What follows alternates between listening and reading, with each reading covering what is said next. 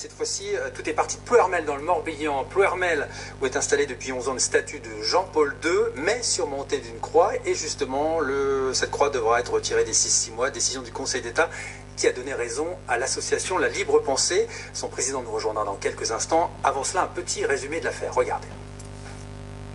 11 ans que son histoire n'est pas de tout repos à Ploërmel. Mais cette fois, la polémique autour du monument de Jean-Paul II est montée d'un cran, dépassant les frontières de la commune pour retentir jusqu'en Pologne. Imaginez qu'une équipe de la télé publique polonaise est arrivée à Ploërmel après la vive réaction de la première ministre polonaise au retrait de la croix dans les 6 mois, ordonné par le Conseil d'État. Une première ministre qui parle de censure, souhaite voir transférer dans son pays le monument de son illustre compatriote, quasi une affaire d'État. Pour nous, c'est une décision très importante parce que le pape Jean-Paul II, il était polonais. En Pologne, il y a un attachement très particulier pour sa personnalité. Et puis, on trouve que cette sculpture, elle est très bien en un seul morceau. Un avis partagé par bien des fidèles de Ploërmel. Retirer la croix suscite de l'incompréhension, voire de l'agacement. C'est idéologique, bêtement idéologique. C'est la laïcité par le petit trou de la serrure. Ça me choque pas plus que ça. Voilà, c'est la loi et on veut la faire respecter quand il s'agit d'islamisme ou de choses comme ça. Donc c'est normal aussi de la respecter en tant que catholique. Quoi qu'il en soit, l'affaire ne va pas s'arrêter là. L'ancien maire de la commune, à l'origine de l'installation de l'œuvre, envisage de manifester, voire de porter le dossier devant la justice européenne.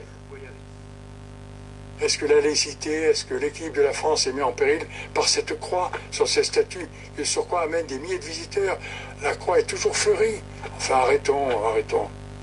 Trouver une échappatoire pourrait passer par une privatisation du lieu où se trouve le monument. L'idée fait son chemin.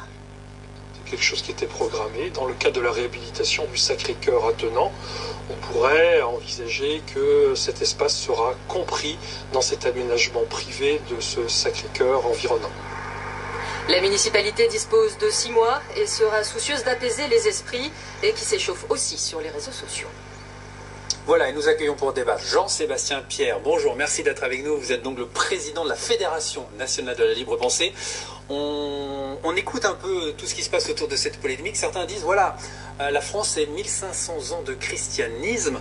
Est-ce que finalement, c'est pas normal que des symboles chrétiens soient présents dans l'espace public? Non? Eh bien, c'est clairement interdit par la loi de 1905, par l'article 28. Donc vous êtes dans le formalisme, vous? La loi, rien que la loi. Oui, je suis dans le formalisme, si vous voulez. Mais c'est pour une bonne raison, c'est que cette loi, de mon point de vue, est une très bonne loi, qu'elle nous a assuré plus de 100 ans de paix religieuse, et qu'elle garantit à tout un chacun la liberté de conscience. Donc nous sommes effectivement des défenseurs. Je rappelle d'ailleurs que la libre pensée a été largement à l'origine de l'écriture et de l'adoption de la loi à travers des gens comme Ferdinand Buisson. Mais le gars dans la loi de 1905, c'est une bonne loi ou êtes-vous plutôt du côté de Jean-Pierre Raffarin qui cette semaine tweetait, voilà, c'est absurde de vouloir séparer Jean-Paul II de sa croix? D'abord, il faut rappeler ce que c'est que cette loi de 1905, c'est effectivement la loi qui a garanti la paix religieuse en France. Et qu'est-ce qu'elle dit?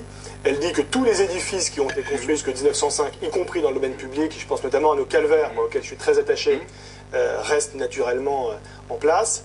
Et elle dit qu'à partir de 1905, on peut continuer à mettre des croix dans l'espace privé autant qu'on veut, et dans l'espace public, on peut en mettre sur les églises, on peut en mettre dans les cimetières et dans les musées, en quelque sorte.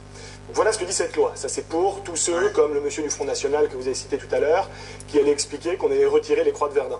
Une fois qu'on a dit ça, moi je suis favorable à ce que la loi soit respectée.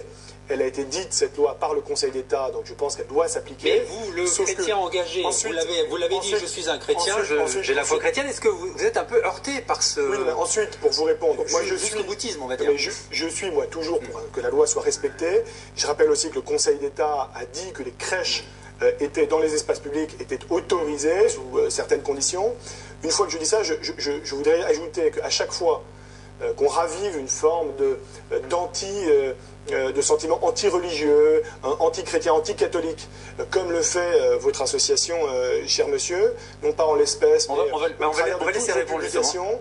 On ravive cette espèce de guerre religieuse qui n'a pas fait de bien à la France. Alors c'est vous qui ravivez la guerre religieuse. Oui.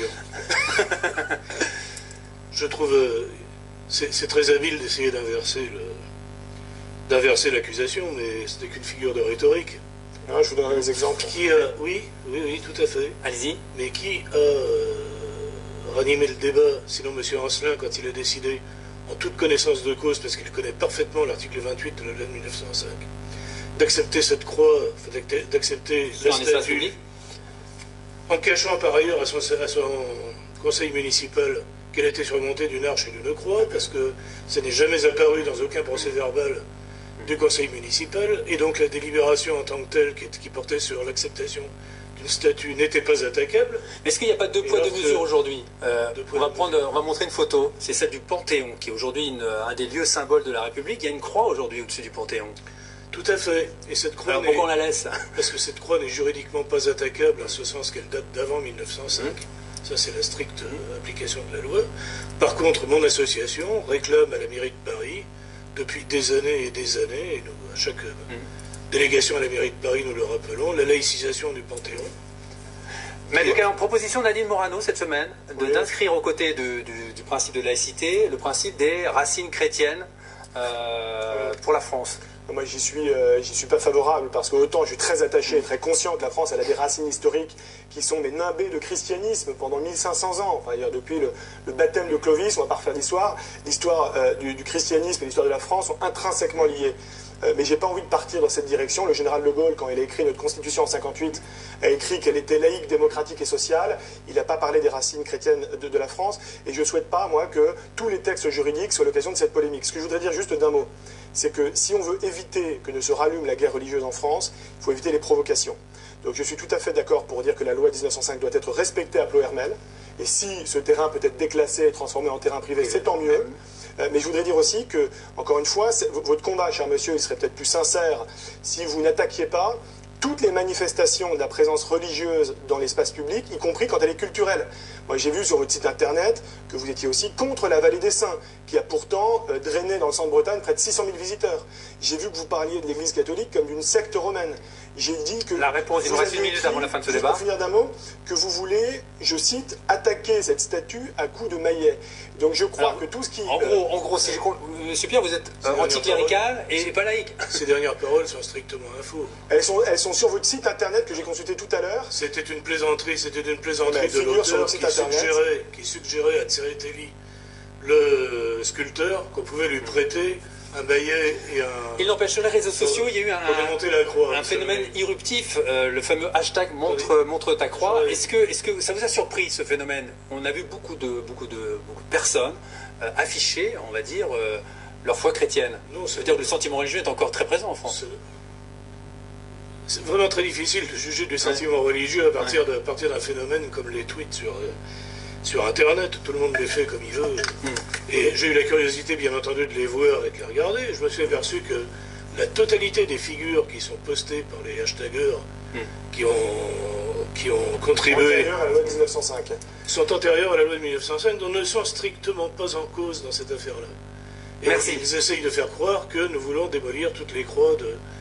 Ce qui n'est absolument pas le cas. Ça a été jugé en 1905. Merci beaucoup. Un pays ne se grandit pas quand il oublie ses racines. Donc, allez, c'est la fin de ce débat. Merci, on avance. Il nous reste 1 minute 12 avant la fin de l'émission. Merci beaucoup. Merci beaucoup, monsieur. Merci beaucoup, monsieur Pierre Meldecal. Nous arrivons à la conclusion de l'émission avec notre séquence Et demain.